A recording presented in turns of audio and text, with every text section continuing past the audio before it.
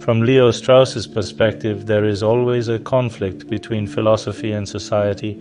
There is always a conflict between the philosopher and society, and philosophers do not see the bitter result of this conflict in Socrates' death. For this reason, philosophers, starting from Plato, have actually chosen to hide their own views in order to avoid this conflict with society.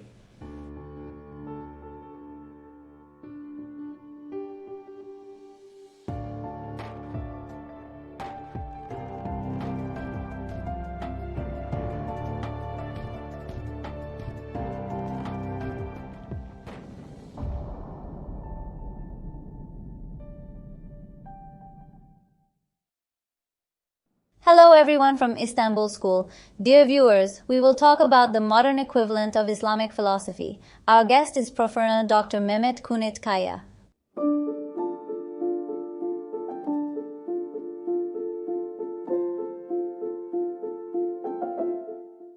Welcome, teacher. We found you nice. How are you? Thank you, you are fine too. Thank you very much. How do you think this Islamic philosophical thought is perceived from a modern perspective?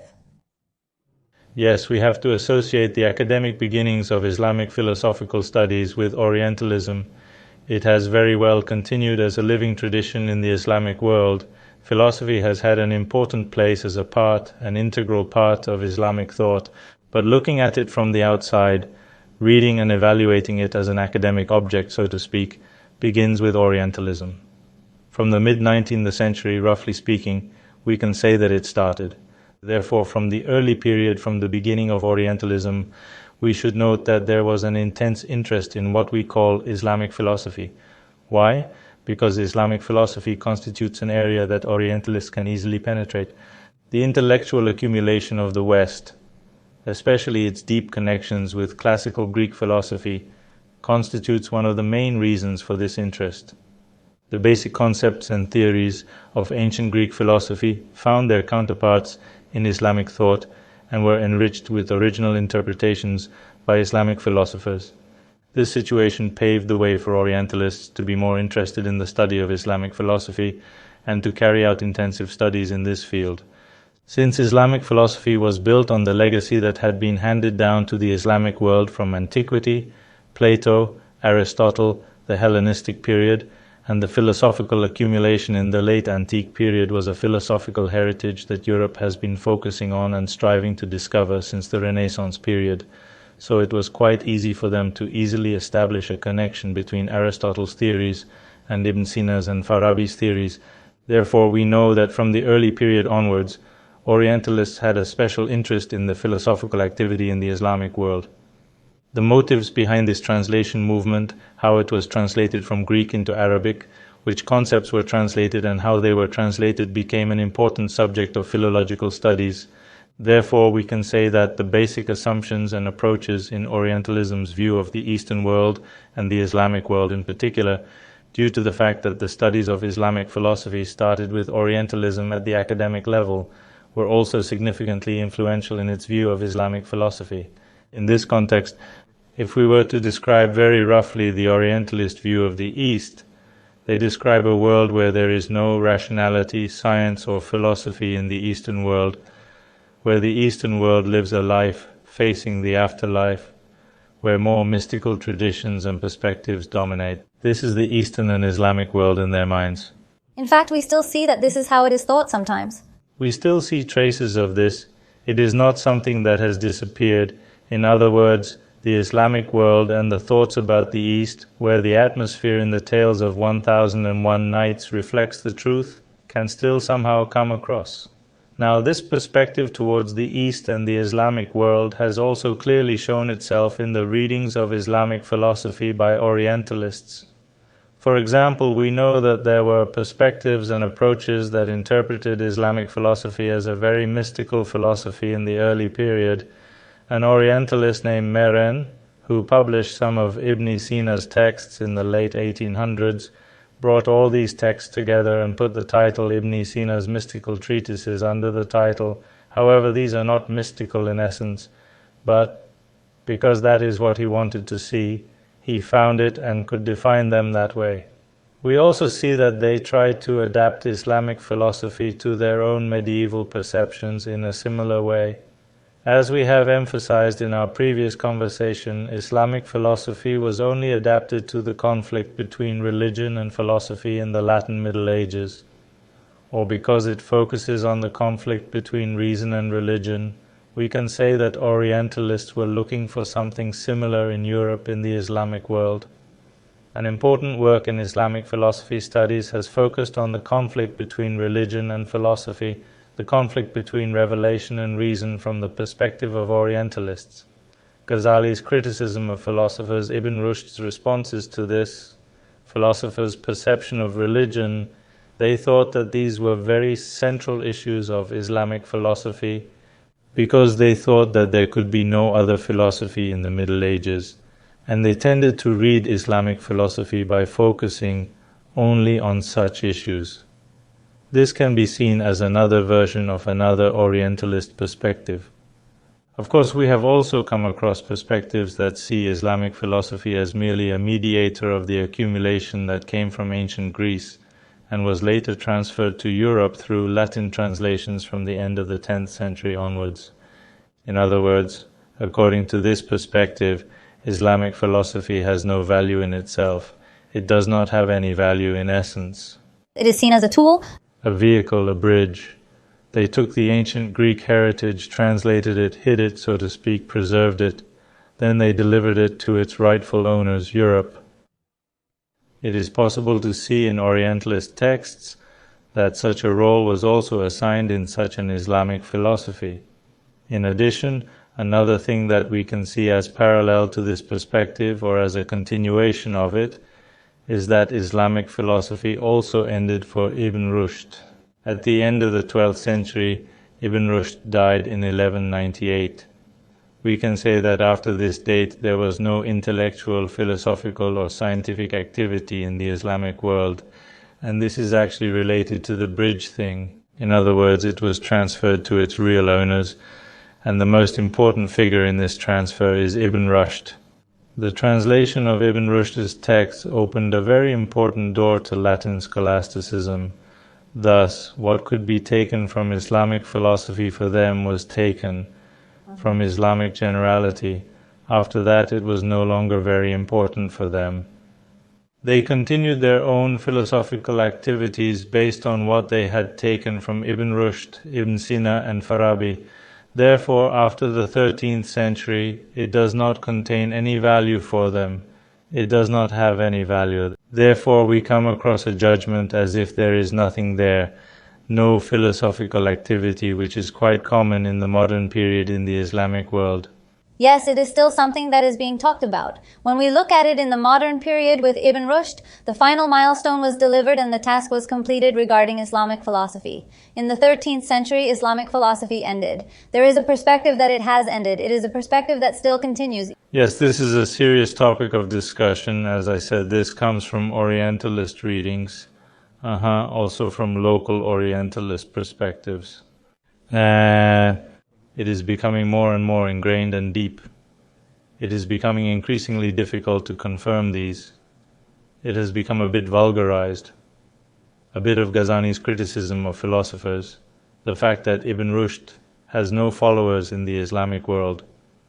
Because of all these, there is no philosophical activity in the Islamic world anymore. Now, of course, this is actually an important issue. It is also one of the important issues of Islamic philosophy research in recent years, because even if Ibn Rushd is not a milestone, we have to say that there was a change in the nature of philosophy in the 200 years after Ibn Sina. In other words, Ibn Sina died in 1037. We know that his tradition goes back to the 1200s. We can say that it goes back to the end of the 1200s. But gradually we see that the group of philosophers, which we can identify as a separate group in the tradition that goes back to Ibn Sina, before Ibn Sina, gradually disappeared after the 1200s and 1300s. In other words, they lose their status as an independent group. Does this mean the absence of philosophy? Maybe you can interpret it like that, but it doesn't seem to be the case. Philosophical activity starts to be very intensely involved in theology and Sufism. In this process in which philosophy shifts from the academic tradition to the social and cultural spheres and spreads to a wider sphere of influence, the theological and Sufi circles incorporate the tools offered by philosophy into their own doctrines. These groups, which previously represented different positions, want to use the terminological and problematic advantages provided by philosophy in their favor, especially after Ibn Sina. In other words, Ibn Sina's philosophical system is such a powerful and encompassing philosophical system that it is not possible to do theology or build a theoretical ground for Sufism by ignoring it. We can position Ibn Sina in a kind of Kantian position in Western philosophy. Somehow you have to come to terms with him. Ibn Sina produces very powerful concepts. He proposes very serious solutions to problems. In this way, the philosophical community may seem to be losing its independence, but the philosophical accumulation produced in the Islamic world enters into theology, Sufism, even jurisprudence, usul al-fiqh, and language debates in such a strong way that it becomes difficult to distinguish them from each other. A new genre emerges. Theological texts are not like the old theological texts. Sufi texts are not like the old Sufi texts. Unlike the classical Sufi texts of the early period, with the emergence of Ibn Arabi and his followers, a period begins in which philosophical elements become more and more prominent. For this reason, some people refer to the later period as philosophical theology, philosophical Sufism. These are also naming attribution after all things we do from today's perspective. Therefore, how we define this new situation is an important problem for those who study Islamic philosophy and Islamic thought in general. We can say that there is no philosophy like before. The philosophical activity that was born of the translation movement and continued for a few centuries like before does not continue with the same character. Philosophy is not the old philosophy as it started with the translation movement before Ibn Sina and extended to Ibn Sina and the next couple of centuries. Theology and Sufism are no longer the old theology and Sufism. A different mixture emerges, so to speak. In fact, the period when this mixture emerged is the period when the great empires emerged in the Islamic world, namely the Seljuks, the Ottomans that came after them, the Mamluks in Egypt, who would later join the Ottomans, the Safavids further east, the Mughals in India further east. In fact, as the world changes and grows, we see that along with that intertwinement, thought structures also come together to form a unification. Yes, this is perhaps related to the emergence of these imperial structures, because it is a similar situation. It also emerged in the Hellenistic period after Alexander's conquests. In other words, while there were different philosophical schools such as Plato and Aristotle, there emerged names that we call Neo-Platonism, but who were Platonists themselves, who tried to bring them together. As if they were different expressions of a single truth, we see that they tried to bring these philosophical attitudes, schools together. Maybe it is related to this, it may be related to new political and social structures. But this is where we usually call the period after the 13th century the late period in these studies. Until the modernization period, that is, until the 1800s, let's say until the mid-1700s, it actually corresponds to a structure that determined the intellectual life in the entire Islamic world. What we will call this, how we will evaluate it, is one of the most important concerns of those studying Islamic philosophy today. And the reason why it is so important here is partly related to our lack of knowledge of this period. The reason we focus on this is because of this. If we start with Orientalism, Islamic philosophy studies have an academic history of about 150, 200 years. This academic history generally focused on the period between Kindi and Ibn Husn. And as I said, there were some psychological barriers after that. It's over, there's nothing left. Anyway, whatever is there, the psychological barriers in the form of theology or Sufism are very strong. Those barriers are slowly breaking down. As these barriers break down, we see that we actually lack the data that would allow us to say whether there is something here or not. We need to identify the data first. Yes, we are talking about a very large transaction. In fact, we are talking about a large corpus. There is a need for a large corpus of discovery. These need to be discovered, published, evaluated, and a grand narrative needs to be built on who took what from whom and what they gave and how they emerged. This will probably be a result we will encounter in the coming period. Perhaps these will be done in the West and presented to us, and the following period will become a definition for us as well. That is already being done. In other words, the study of the contractor period has already started in the West, in America, in parallel with here, because they are also looking for new channels, research areas beyond being stuck in the classical period. One of these research areas is the Ottoman, one is the Iranian, and the other is the Mughal periods. As you go there, there is a concentration and orientation of researchers. So were there other reading styles in the modern period besides Orientalism? How should we view them? Maybe we can talk about one or two other ways of reading. In parallel to Orientalism's view of the Eastern world as mystical, especially Henry Corbin is an important name in the studies of Surah. He is the name who discovered Surah in the modern period. He is the name that introduced it to the modern world. Due to his orientation, we can say that there is an orientation and perspective towards reading Islamic philosophy through al-Ishraqism, through the philosophy of Suhrawardi. Henry Corbin did an important job in terms of uncovering the philosophy of Suhrawardi, but at the same time he wanted to extend Suhrawardi's philosophy to all of Islamic philosophy. Suhrawardi's philosophy is based on Avicennian philosophy, but Suhrawardi was a philosopher who thought it was a bit inadequate. He thought Ibn Sina was too rationalist, too Aristotelian. He wanted to give it a new form, a new shape by breathing a more Platonic and mystical Sufi spirit into it. This is how the movement we call illuminationism emerged. He writes a work called Hikmatul Izraq. We can call it the philosophy of enlightenment, and the enlightenment here refers to a spiritual enlightenment.